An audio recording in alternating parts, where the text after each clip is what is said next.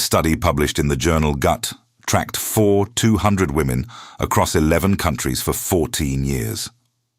The researchers weren't looking for a miracle.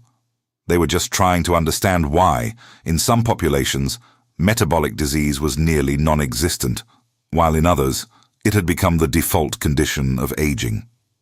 What they found silenced the room, a single nutrient, present in abundance in traditional diets for thousands of years, systematically removed from the Western food supply over the last 6 decades. And when it disappears from the gut, not gradually, not slowly, but within weeks of dietary change, the body begins a cascade of biological failures that no amount of exercise, willpower, or calorie restriction can reverse. 92% of women over 35 in Western countries are now clinically deficient in this compound. And the most disturbing part, most of them have been to a doctor. Most of them have been told they're fine. Drop a comment below and tell me where you're watching from, and whether you've ever had blood work come back normal while your body felt anything but. To understand what this nutrient does, you first need to understand something about the human gut that most people, including most physicians, were never taught. Your intestine is not a passive tube. It is an active communication network. There are more nerve endings in the gut than in the entire spinal cord. There are more bacterial cells lining your intestinal wall than there are human cells in your entire body. And this system, this network of bacteria, nerve signals, and chemical messengers, runs a continuous real-time conversation with your brain, your hormones, your fat cells, and your immune system. Researchers at Johns Hopkins call it the second brain. Others call it the enteric nervous system. But what matters for this conversation is what that system actually controls. When your body burns stored fat for fuel, when it stores it instead, when hunger turns on, when it turns off, how deeply you sleep, how consistently you have energy, and whether inflammation stays low or spirals. Every single one of those functions, not some of them, all of them, depends on this gut-brain communication channel working correctly. In the 1950s, this channel worked in the vast majority of people. By the 1980s, disruption of it had become common. Today, in 2024, that disruption is the norm. Here is where the story becomes something harder to accept. The food industry has known since the 1970s that processing grain, cooking starchy vegetables at high heat, and refining carbohydrates eliminates a specific molecular structure from food, one that the gut's bacterial ecosystem depends on to function. Not one company, not one product category, the entire industrial food system. The reason they continued is not complicated. It is financial. Whole, minimally processed foods containing intact resistant starch molecules produce satiety that lasts 5 to 6 hours. Processed, RS2-depleted foods produce satiety that lasts 90 minutes. That difference, 90 minutes versus 5 hours, is the engine of a $300 billion per year industry. Not by accident, by design. While that industry ran $12 billion in advertising last year alone, the research on what they removed from your food was never translated into public health messaging. Because you cannot patent a molecule found in a green banana. You cannot charge $340 a month for something that grows in the ground. And so the research stayed in academic journals, and the food stayed stripped, and the women stayed hungry. Sarah was 44 years old when she sat in her car in a department store parking lot for 22 minutes before going inside. Not because she didn't want to shop. Because she had gotten dressed 3 times that morning, stood in front of the mirror 3 times, and 3 times felt something that is very hard to name. Not quite grief, not quite shame. Something in between. Looking at a body she no longer recognized as hers. She finally went in wearing her husband's oversized sweatshirt, size large, in August. For 8 years she had been doing what she was told. She had cut calories to 1/200 a day. She had done a month of keto. She had bought a NutriBullet, and used it faithfully for 6 weeks.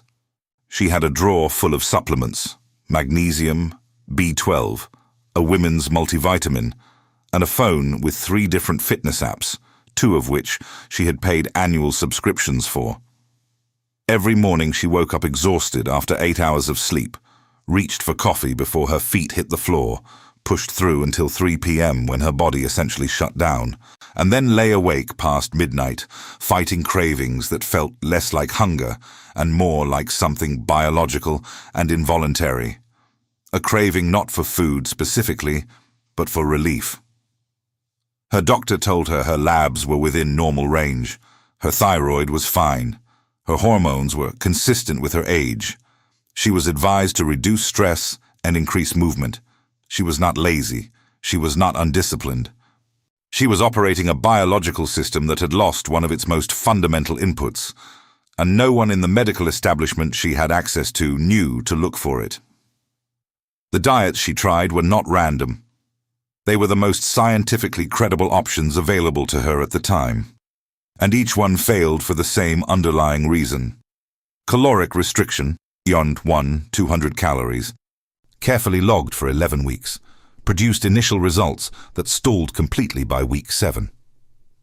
The mechanism of failure is documented. Sustained caloric deficit triggers a hormonal response that reduces resting metabolic rate by an average of 23%, according to research from the University of Melbourne. The body adapts. The deficit disappears. The weight returns. Keto eliminated carbohydrates, which eliminated the primary dietary source of the missing compound entirely. Gut bacteria that depend on RS2 don't go dormant on low-carb protocols. They die. Strains that took years to cultivate, gone within 72 hours of carbohydrate elimination, a finding confirmed by Stanford microbiome research in 2021. Meal replacement shakes provided protein and micronutrients. They provided 0 prebiotic fiber, 0 resistant starch, and they required 0 chewing, which means 0 secretion of the salivary enzymes that begin gut microbial activation before food even reaches the stomach. None of these solutions were wrong about calories or macros or protein. They were wrong about the fundamental question. And because they were wrong about that, every short-term result they produced eventually reversed. What researchers at the University of Cambridge discovered in a 2019 longitudinal study, later corroborated by independent teams in Denmark, Singapore, and South Africa, was not a new supplement. It was not a drug, or a hormone, or a technology. It was the answer to a question that had been sitting in plain sight for decades. What do populations with essentially 0 incidence of metabolic obesity eat that westernized populations do not?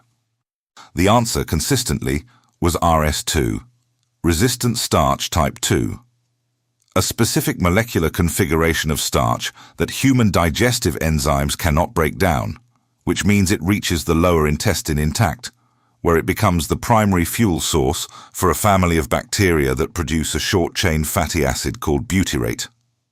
Butyrate is not a wellness buzzword. It is a signaling molecule. When it is present in sufficient concentration in the gut lining, it triggers a system the Cambridge team named the biosignal network, a cascade of hormonal and neurological signals that tells the body, at the cellular level, burn stored fat for fuel, reduce hunger hormone output, stabilize blood glucose, down-regulate fat storage enzymes, and increase mitochondrial energy production. When RS2 is absent, when butyrate drops, that entire signaling cascade goes silent. Not weakened, silent. The body defaults to its starvation response programming: store fat, increase hunger, reduce energy output, protect reserves. This is not a metaphor. This is the mechanism. And the Cambridge team found it validated in the metabolic profiles of women in rural Uganda whose traditional diet centers on matoke, green banana, eaten unripe, one of the most RS2-dense foods on Earth. whose rates of metabolic obesity hover near zero, even at ages when Western women are statistically experiencing peak weight gain. Sarah found this research on a Tuesday. By the following Monday, she had restructured not her diet, but specifically the missing input her gut had been waiting for. Within 11 days, the 3 p.m. crash stopped. Not faded, stopped. She described it as the difference between a clock winding down and a clock that simply didn't run out of power.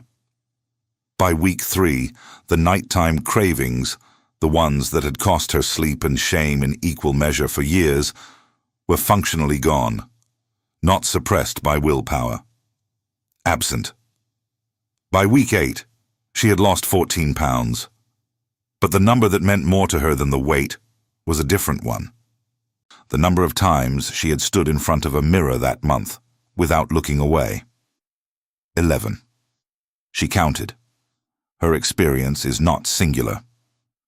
A 2022 clinical trial involving 312 women between the ages of 38 and 54 who supplemented RS2 alongside specific butyrate-producing strains, Akkermansia mucinifera and Clostridium butyricum, showed an average reduction of 18% in visceral fat over 90 days, alongside a 41% reduction in reported food cravings and a statistically significant improvement in sleep quality scores.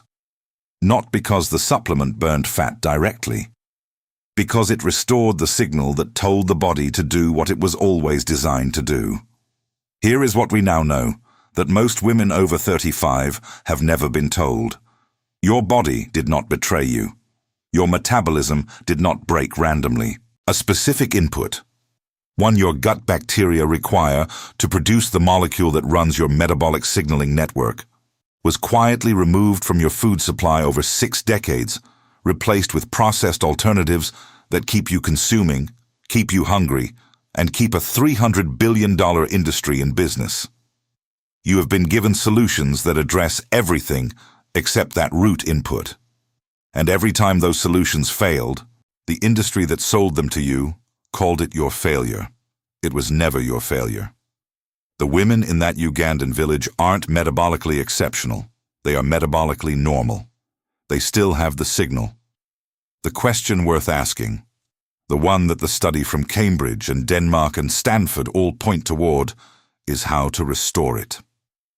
If you want to understand exactly how that restoration works in practice, I've left a complete resource pinned in the first comment of this video. Everything explained, no fluff. Because the nutrient didn't disappear from your body. It was taken from your food, and what was taken can be returned.